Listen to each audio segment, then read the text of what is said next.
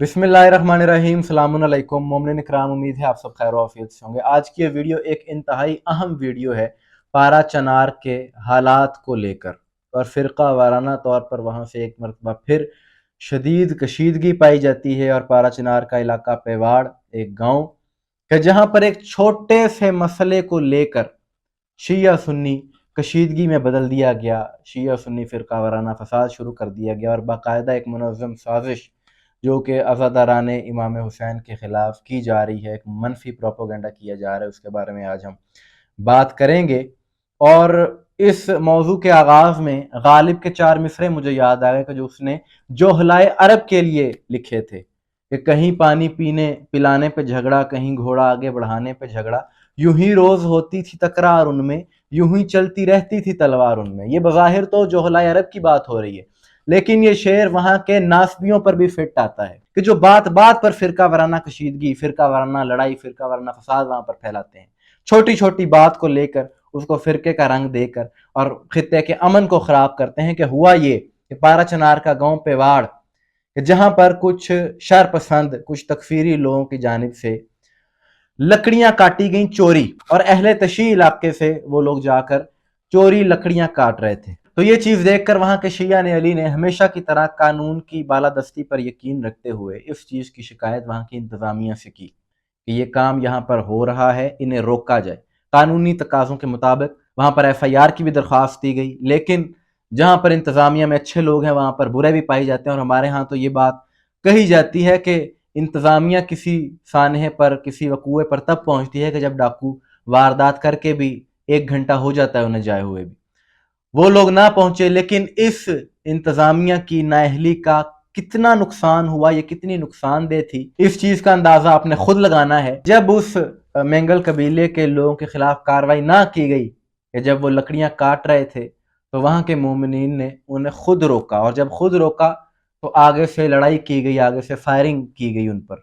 जब वहां पर कशीदगी बढ़ी, जब वहां पर झगड़ा हुआ, जिसके नतीजे में 11 से जायद जानें ज़ाया हो गई और इतना बड़ा सानहा हो गया। और फिर इस चीज़ को शिया सुन्नी कशीदगी का रंग दिया गया, और हमारे मीडिया ने हमेशा की तरह हस्बे आदत इस मामले पर बिल्कुल खामोशी इख्तियार की गई है, और इस पर कोई आवाज़ उठाने वाला नहीं है। और पेवाड़ गांव जो कि अहले तशी जहां पर अक्सरियत में है, वहां का अफवाज ने मुहासरा किया हुआ है, एक जंग की सी सूरत हाल है। और सुना है और वीडियोस देखी जा रही हैं कि वहां पर टैंक भी लाए गए हैं। सबसे पहली बात तो ये कि इसमें जो कसूरवार, जिसका कसूर सबसे ज्यादा है, वो लोग के जो नाजायज लकड़ी काट रहे थे वहां पर। और अगर आपके इल्म में हो तो लकड़ी काटना किसी जगह पर ये एक बहुत बड़ा जुर्म है, इस पर बाकायदा FIR हो जाती है, इस पर कानून साजी मौजूद है। और दूसरी सबसे बड़ी गफलत वहां की इंतजामिया की है कि जब वहां के शिया ने अली ने उनके खिलाफ दरख्वास्त दी थी, कानूनी तौर पर कानूनी कार्रवाई करने का कहा था, तो फिर क्यों ना की गई। अगर उनके खिलाफ कानूनी तौर पर कार्रवाई हो जाती तो यहां तक नौबत ही ना आती। लेकिन अब हमारी हुकूमत पाकिस्तान से गुजारिश है कि इन मामलात को वहां पर बैठ कर पुरअमन तरीके से हल किया जाए। ये किसी मसले का हल नहीं है इस तरह से वहां पर एक जंगी माहौल बनना। और जो मुल्क दुश्मन अनासर हैं, बैनुल अक़वामी मीडिया, आप ट्विटर पर जाकर देखें किस तरीके से इस चीज को पेश कर रहा है कि वो इसको फलस्तीन की तरह का एक माहौल बनाकर पेश कर रहे हैं कि ये किस तरह का खेल है जो पाकिस्तान में खेला जा रहा है। इस चीज के बारे में सोचने की जरूरत है। हम अफवाज पाकिस्तान के साथ हैं, उनके मौक़िफ़ के साथ हैं, उनके मंशूर के साथ हैं। ये अफवाज मुल्क की सलामती और बका की जामिन है। और पाकिस्तान के मुल्क के जो दुश्मन हैं वो ये तकफीरी सोच रखने वाले हैं कि जो हर चीज में फिरका वारियत निकाल लेते हैं। आप देखें, इनकी सियासत में फिरका वारियत है, इनके कारोबार में फिरका वारियत है, इनकी तालीम में फिरका वारियत है। और ये बातें मैं अपनी तरफ से तो नहीं कर रहा। आखिर क्यों नहीं उन लोगों के खिलाफ कार्रवाई की जाती कि जो इस तरह की गुफ्तगू करते हैं। अभी एक वहीं के इलाके का एक मौलवी कह रहा था कि जी मैं हल्फन ये बात कह रहा हूं कि जिसने मजलिस वातुल मुस्लिमीन के साथ इत्तेहाद कर लिया है उसका निकाह टूट गया है। तो आखिर इस तरह के जो तकफीर करने वाले नासिर हैं उनके खिलाफ कार्रवाई क्यों नहीं की जाती, ये समझ से बालातर है। और ये इन्हीं चीजों का रद्द अमल है। ये जो पारा चनार में हो रहा है, ये जब मौलवी इस तरह के बयान देते हैं उसके बाद इस तरह की चीजें, फिर इस तरह के वाकयात होते हैं, ये उसका रद्द अमल होता है। तो जरूरत इस बात की है कि ऐसे अनासिर को रोका जाए कि ये कोई पहला सानहा तो नहीं हुआ کہ اب وہ اہل تشیع گاؤں کا محاصرہ کر لیا ہے، لیکن گزشتہ سال مئی میں جب وہاں توری منگل اسکول میں 7 اساتذہ کو شہید کر دیا گیا کہ ان کے نام میں علی، حسن، حسین آتا تھا، ان کا شیعہ مسلک سے تعلق تھا، کیا اس سانحے میں ملوث جو مجرم تھے ان کو سزا دی گئی؟ یا پھر گزشتہ برس کے ہی آخر میں جو مومنین کو ٹارگٹ کیا گیا، چن چن کر گاڑیوں سے اتار کر شہید کیے گئے، کیا ان مجرموں کو ان کو سزا دی گئی قانونی طور پر؟ یا قوم کی بیٹی ڈاکٹر رقیہ جن کو والد کے سامنے شہید کیا گیا، ان کا جرم یہ تھا کہ وہ شیعہ تھیں، کیا اس کے قاتل کو سزا دی گئی؟ یہ ایک سوال ہے کہ شیعہ نے علی تو بڑی پرامن قوم ہے، ہم نے تو شہادتیں دے کر بھی اس ملک کے امن کو خراب نہیں کیا، اس لیے کہ ہم کربلا والوں کے ماننے والے ہیں، نفرت ہمیں آتی ہی نہیں ہے۔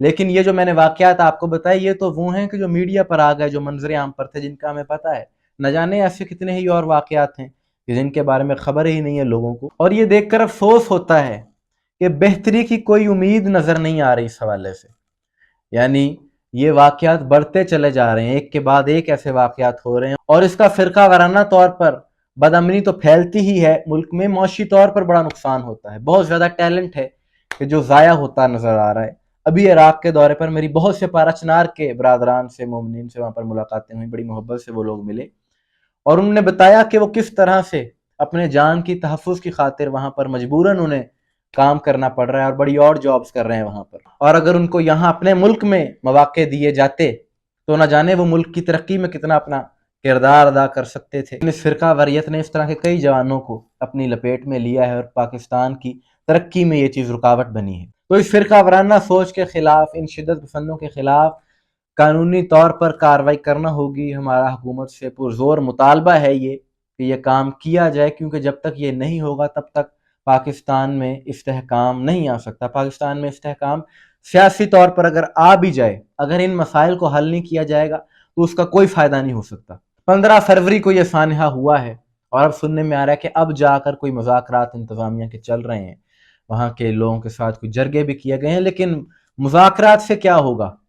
یہ معاملہ حل ہو جائے گا، لیکن اس کے بعد پھر سے مذاکرات کے بعد وہ علاقہ ایک ٹائم بوم کی مانند پھر سے ایک نئے سانحے کے انتظار میں لگ جائے گا۔ ضرورت اس بات کی ہے کہ جو ذمہ داران ہیں، ان واقعات میں ملوث شدت پسند ہیں، جو فنڈڈ ملا ہیں، ان کے خلاف کارروائی کی جائے قانونی طور پر، تاکہ یہ واقعات نہ ہو سکیں۔ اور اس چیز کا بھی خیال رکھنے کی ضرورت ہے کہ محب وطن کون ہے اور ملک دشمن کون ہے، کہ انتظامیہ کو اس چیز کا خیال رکھنا ہوگا، اداروں کو بھی اس چیز کا خیال رکھنا ہوگا کہ ایسے اقدامات نہ کیے جائیں کہ جن سے لوگوں کے دلوں میں اداروں کے لیے محبت ختم ہو جائے۔ اس حوالے سے آپ کی کیا رائے ہے؟ کومنٹس میں ضرور بتائیے گا، مجھے دعا میں یاد رکھیے گا۔ السلام علیکم ورحمۃ اللہ۔